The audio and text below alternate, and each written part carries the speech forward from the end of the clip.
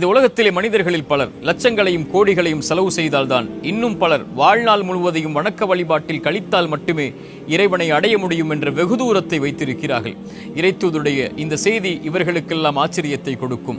இறைத்தூதர் சொன்னார்கள், நாளை மறுமையில் ஒரு அடியானை அழைத்து இறைவன் கேட்பான், நான் பசித்திருந்தேன், உணவளிக்கவில்லை நீ; நான் தாகித்திருந்தேன், தாகத்திற்கு தண்ணீரை கொடுக்கவில்லை நீ; நான் நோயிற்றிருந்தேன், ஏன் என்னை நலம் விசாரிக்க வரவில்லை? அந்த அடியான் இறைவனை பார்த்து கேட்பான், இறைவா, நீ பசித்திருந்தாயா? நீ தாகித்திருந்தாயா? நீ நோயிற்றிருந்தாயா? நீதான் இந்த உலகத்தை படைத்த இறைவனாயிற்றே.